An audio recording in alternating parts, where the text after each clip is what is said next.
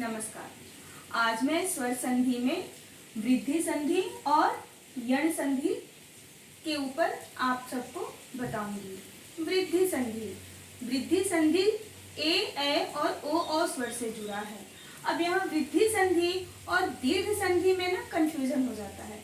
ज्यादातर बच्चों को वृद्धि संधि और दीर्घ संधि में कंफ्यूजन हो जाता है। दीर्घ संधि दो समान स्वरों के मेल से होता है और वृद्धि संधि ए ऐ ओ औ स्वर से जुड़ा हुआ है। वृद्धि संधि कहता है कि अ या आ स्वर के बाद ए आए या ऐ आए, परिणाम ऐ होगा। अ या आ स्वर के बाद ओ आए या औ आए, परिणाम औ होगा। वृद्धि यानी बढ़ोतरी, बड़ा, तो ए ऐ में से बड़ा वाला ऐ है और ओ औ में से बड़ा वाला औ है। इसलिए ये संधि ये बताता है कि अ या आ के बाद ए आए या ऐ आए। चूंकि नाम वृद्धि संधि है इसलिए परिणाम बढ़ोतरी बड़ा वाला होगा यानी ऐ होगा, और अ या आ के बाद ओ रहे या औ रहे, परिणाम बढ़ोतरी बड़ा वाला औ होगा। अब कुछ उदाहरण। पहले अ प्लस ए ऐ, एक एक एक एक। इसी प्रकार लोक एशना लोकेशना। अब कह रहे हैं अ और ए मिलेंगे तो ऐ होंगे। यहाँ एक में क में अ है और ए, अब क का अ और ए मिलके ऐ बन जाते हैं। वो ऐ क के ऊपर चला जाता है और इस प्रकार होता है एक ऐ का। आ और ऐ मिलेंगे तो भी ऐ होंगे क्योंकि परिणाम यहाँ बड़ा वाला होने जा रहा है। सदा एव सदैव, सदा के द में आ है और यहाँ ए है, आ और ए मिलके ऐ बनाते हैं तो सदैव होता है। ऐ जो है द के ऊपर चला जाएगा और शब्द बनेगा सदैव। उसी प्रकार अ और ऐ मिलके ऐ बनेंगे। मत ऐक्यम मतैक्यम। मत में त में अ है और ऐ, अ और ऐ मिल रहे हैं तो ऐ बन रहे हैं। वो ऐ त के ऊपर जाएगा और इस प्रकार शब्द आ जाएगा मतैक्यम। आ ऐ मिलके भी ऐ बनेंगे। महा ऐश्वर्यम महेश्वर्यम।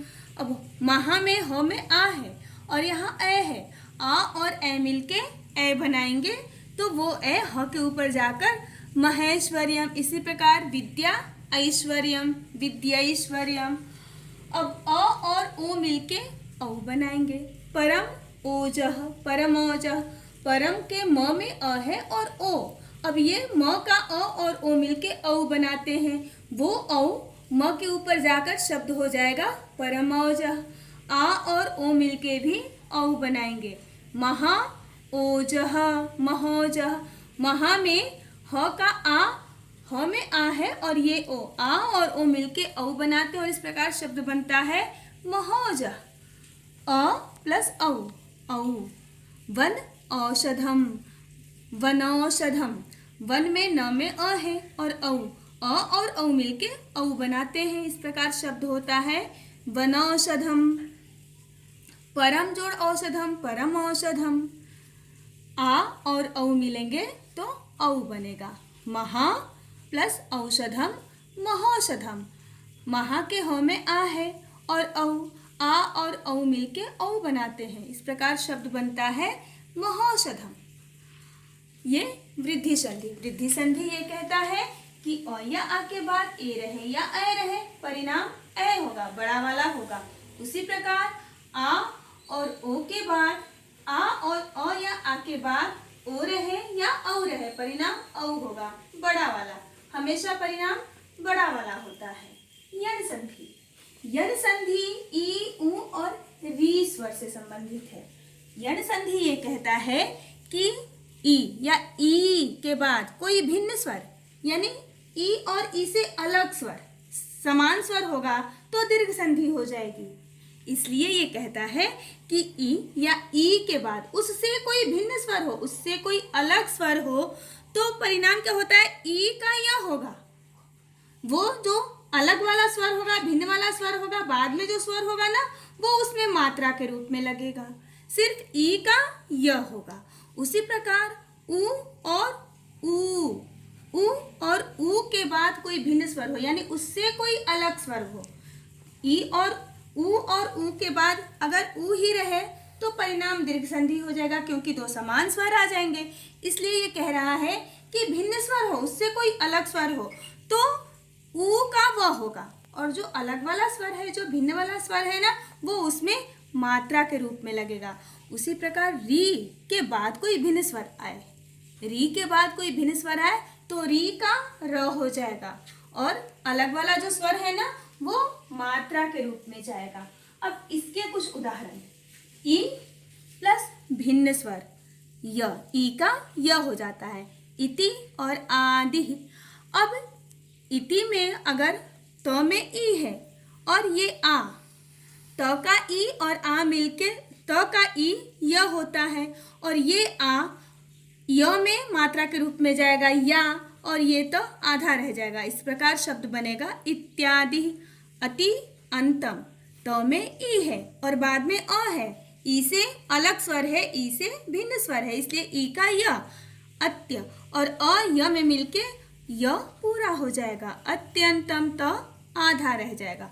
उसी प्रकार ई प्लस भिन्न स्वर तो ई का य हो जाता है, देवी उवाच, देवी ई और उसके बाद ऊ है, ई से अलग स्वर है तो ई का य हो जाएगा, ऊ य में मात्रा के रूप में चला जाएगा। इस प्रकार हो जाएगा देव्युवाच। सखी प्लस अपराधः, सखी में ई के बाद अ है, ई से भिन्न स्वर, इसलिए ई का य हो जाएगा, और अ य में मिलके य पूरा हो जाएगा, शब्द हो जाएगा इस प्रकार सख्यपराधः।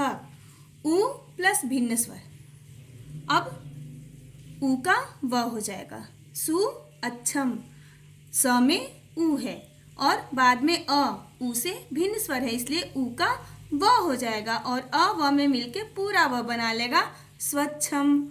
मधु अरिह, ध में ऊ है और बाद में अ है, ऊ से भिन्न स्वर, तो ऊ का व हो जाएगा और अ व में मिलकर पूरा व बना लेगा, शब्द हो जाएगा मध्वरि। ऊ प्लस भिन्न स्वर, ऊ का व, साधु अत्र, साधु का ऊ और बाद में अ जो है ऊ से भिन्न स्वर है, इसलिए ऊ का व और अ व में मिलकर पूरा व बनाकर शब्द हो जाएगा साध्वत्र। भू आदि, भू में ऊ है, बाद में आ, ऊ से भिन्न स्वर है, अलग स्वर है, इसलिए ऊ का व हो जाएगा, और आ जो है व में मात्रा के रूप में चल जाकर शब्द बनाएगा भुआदि। इसी प्रकार री प्लस भिन्न स्वर र, पितृ आज्ञा, अब पितृ में री है इसलिए री का र हो जाएगा, और आज्ञा तो आधा है तो र जो है त के पैर में लगेगा, पदेन जिसको कहते हैं, तो हो जाएगा पित्र, और आज्ञा पित्राज्ञा। उसी प्रकार मातृ प्लस इच्छा, त में री है, बाद में ई भिन्न स्वर है, इसलिए री का र हो जाएगा, चूंकि त आधा है तो र त के पैर में लगेगा, पदेन उसको बोलते हैं, पदेन आकर त के पदेन आकर लग जाएगा, पैरों में लगेगा, मात्र बनेगा, और इच्छा ई जो है उसमें मात्रा के रूप में जाएगी, तो शब्द हो जाएगा मातृच्छा। पितृ प्लस अर्पणम, पितृर्पणम, यहाँ री है, बाद में अ जो है भिन्न स्वर है, री का र हो जाएगा, फिर वही त चूंकि आधा है इसलिए री उसके पैरों में जाके उसके पैर में लगेगा, पित्र हो जाएगा, और अर्पणम पितृर्पणम, इस तरह अ र में मिलके पूरा र बनाएगा, शब्द हो जाएगा पितृर्पणम। ये रहा वृद्धि और यण संधि। वृद्धि संधि ये कहता है कि अ या आ के बाद ए रहे या ए रहे, परिणाम हमेशा बड़ा वाला यानी ऐ होगा। अ या आ के बाद उ रहे या ऊ रहे, ओ रहे या औ रहे, परिणाम हमेशा बड़ा वाला यानी औ होगा। अब ये जो यण संधि है ई उ और री से संबंधित है, ये कहता है कि ई या ई के बाद भिन्न स्वर रहे यानी उससे कोई अलग स्वर रहे तो ई का यह होगा, जो भिन्न स्वर है ना उसमें लग जाएगा, मात्रा के रूप में लगेगा। उसी प्रकार उ रहे या ऊ रहे, उसके बाद अगर भिन्न स्वर आता है तो ऊ का व हो जाएगा, भिन्न स्वर उसमें मात्रा के रूप में लगेगा। उसी प्रकार री के बाद अगर कोई भिन्न स्वर आता है तो री का र होगा, और भिन्न स्वर उसमें मात्रा के रूप में लगेगा। धन्यवाद।